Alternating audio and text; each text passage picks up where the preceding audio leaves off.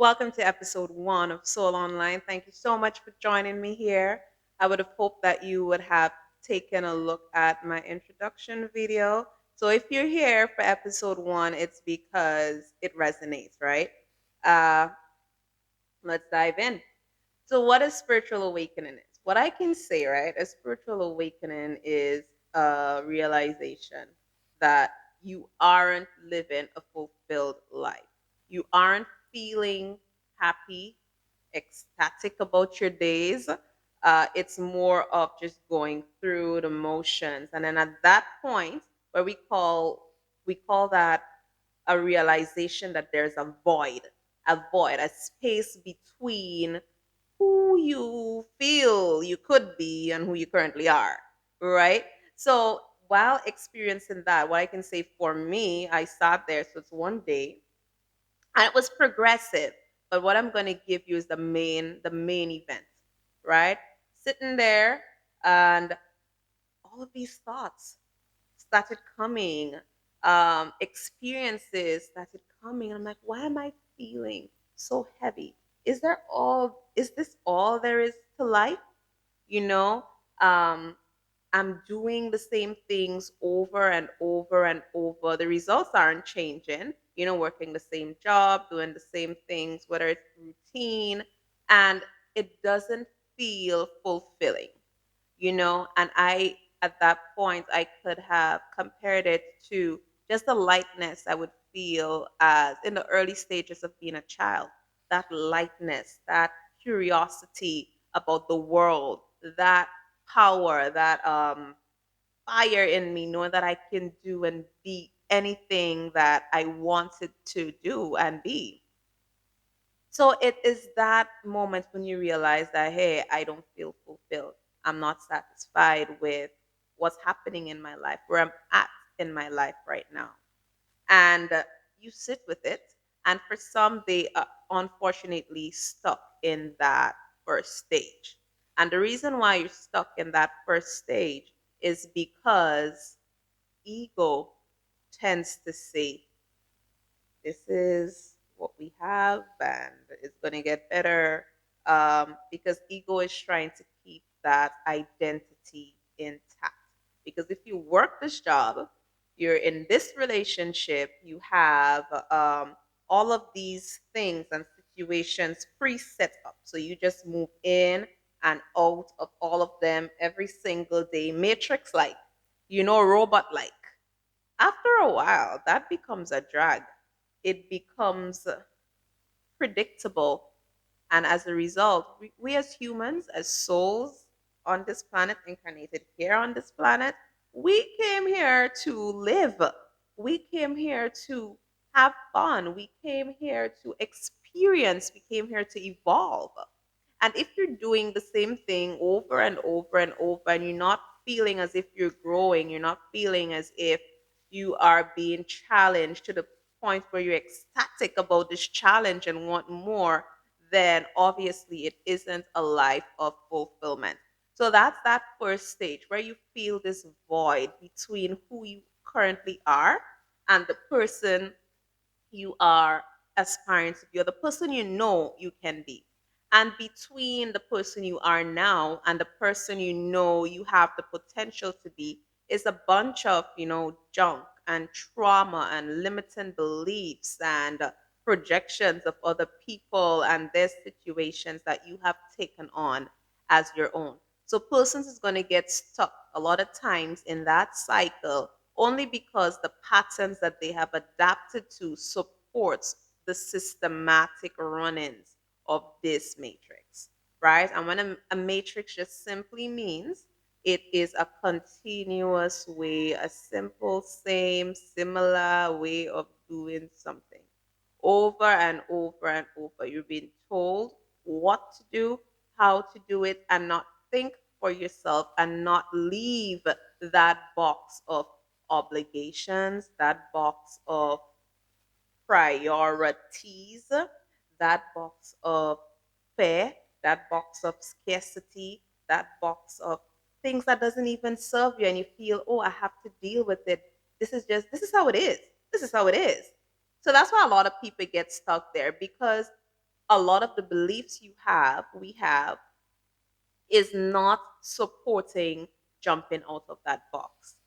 The beliefs support being in that box, living in that box, and open, right? And for me, I have always been a free spirit, right? And free spirit, and I would do whatever I want to do, regardless of who think what. Over time, though, that changed a little bit. I started becoming more concerned with what other people think of me. And it was because of how I grew up. Because a lot of times, thoughts I would have had, situations I would have wanted to experience, it was suppressed.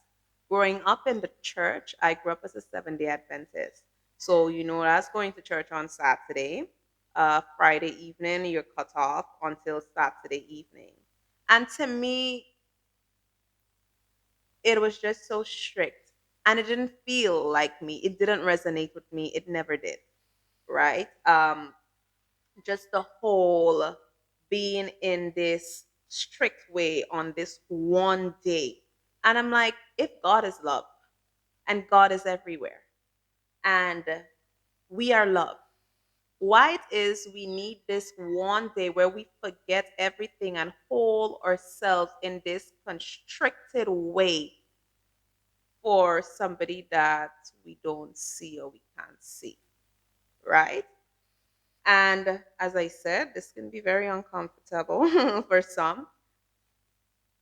And in that moment, going through that whole void, I started feeling like I have been serving and living my life based on a book about a man in the sky. That is just it. And it wasn't fulfilling to me, right? And it started rushing in all the ways that I would have let myself down, all the ways I would have put other people and other priorities over me and what it is I was feeling. Because, truth and in fact, what religion taught me is that you serve other people, you serve God. And I think that we have a wrong concept of God, or we had a wrong concept of God, or what God is, or who God is, because I was always told God is unconditional, love is unconditional, but do this, follow this. Yeah? But those are conditions, if you get what I'm saying. Those are major conditions. And of course, yes, you need rules in this universe, you need laws in this universe, but a lot of them didn't resonate with me. And I would see like persons who you would feel held a certain position, not really holding the position or honoring that position. And it's because, hey, we're humans, we're here, and half of us don't even know why we're here. And we're in this loop because of what we've been told. And we haven't truly experienced love and God on our own, right? It's not about being told what to do, how to be, and who to do it for. It's us knowing why we're here, what we're here to do, and who we're doing it for, right? Ourselves, those around us. That is who we're doing it for, and the overall evolution of the planet. We're here to help the planet improve, and the lives of ourselves, our loved one, and the future be amazing, right? And it could never get better, in my opinion. It would never get better by repeating the same patterns over and over and over. The results are going to be the same, right? So that's the first stage, that void where you feel unfulfilled. And you feel unfulfilled because you've been serving other people and not you. Other people, family, close friends, God. And I do this as God because, as I said, I'm in a space now where I don't believe God is a man in the sky that laid out these strict contingent rules for us to follow, or else.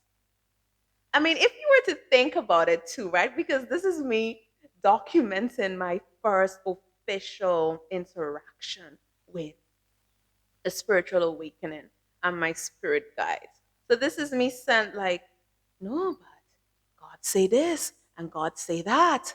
And it's like, are you happy? Do you feel good? Because if God say this and God say that, and the love is supposed to be unconditional, why is it that I'm going to burn in a lake of fire if I do? That's a whole lot of conditions. It's a whole lot of conditions. In my opinion, that's not love.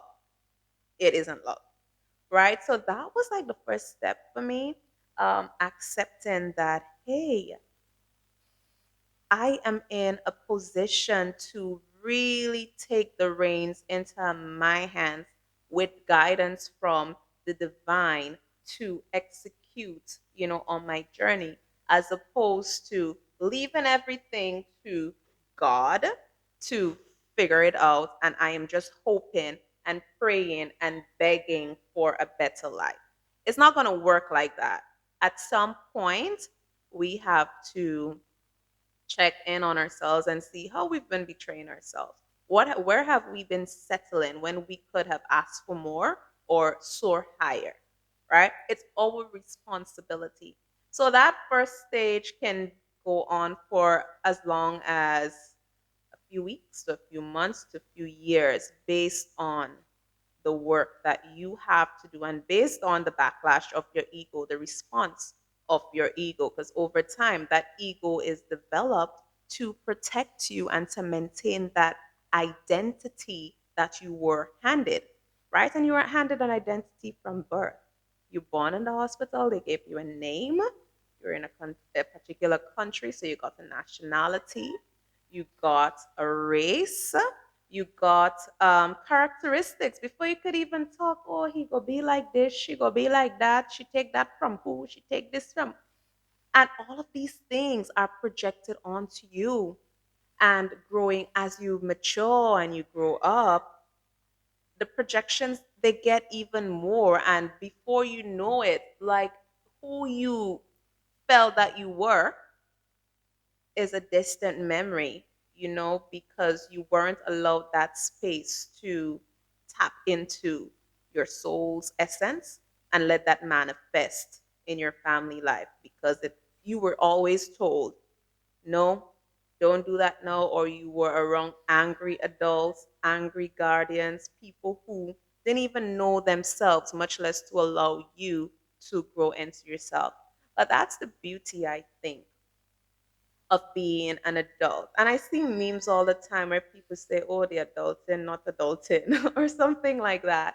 Uh, basically saying things that would detour people from wanting to be an adult. But I think it's one of the sweetest and most beautiful journeys somebody can ever take because you have the control and the power in your hand to take your life in the direction that you want it to go. And also the courage and power to give to yourself what it is you didn't receive as a child because number one, the adults around you may not have known you needed that, one. And secondly, even if they knew, they probably didn't have the capabilities to give that to you because we need to come to terms with that our parents or grandparents, whoever it is we would have grown up with, and the time we would have grown up with too, they weren't privy to a lot of things, and they weren't tapped into fully their intuition by where they can sense your needs and nurture that. They weren't tapped into their divine feminine fully. Some people probably was, but what I can say for me, where I grew up, the adults that I interacted with, whereas in the church, in the home, at relative space, they were broken. They were broken. They were unhealed. Now I can see that, but then I just thought, oh, that's how it is. So I just have to adjust. And that's where ego came in, that mechanism to protect you and to say, okay, you do this, this is the result, so we're not doing this again. But that was the result because of the circumstances and the situation that we were in. right? And it's coming into this space now, I'm able to look back and see the situations and spaces that I would have sabotaged myself or come to a impulsive conclusion on a particular situation because that egotistical mechanism is in place protecting you, right? So yeah, that's what a spiritual awakening is about. That's the first stage of a spiritual awakening.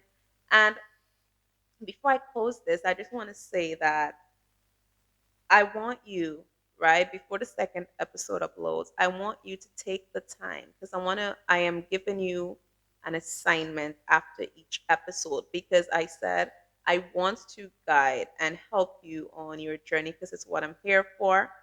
I want you to take some time and reflect on your life and maybe the ways in which you would have sabotaged yourself. And when I say sabotage, wanting a specific thing to happen for you, doing some of the work or maybe most of the work, and then at last minute allowing fear or anger or some other emotion to turn you 360, going back to step one, right? So if you can just reflect on that, where have I really sabotaged myself?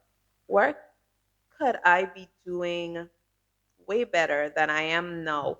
But because of current situations or somebody saying that won't work, or somebody putting in their negative energy about, where I stand into that, how am I, you know, really standing up for myself? How am I standing up for myself? Am I standing up for myself? Am I living for myself first? So these are the questions.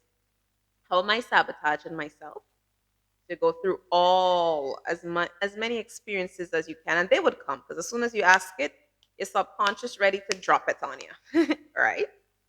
Because remember, our soul wants this. And this podcast, I believe, is guided and it's bigger than me. And I am just here as a vessel, as a channel, as a medium coming to you, right?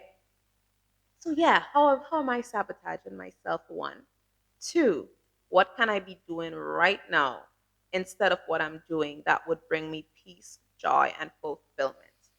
What am I holding on to that doesn't serve me most of the time? Right? Because some of us would be holding on to relationships, to friendships, to family bonds because it's family, because we've been in a relationship for 10 years plus, because we went to school together. I mean, why would I just leave this person to their own shenanigans and study myself? How have you been really dealing with that? It's time to tap in. It's time to get vulnerable with yourself, for yourself, and be honest, right? And that's the first stage.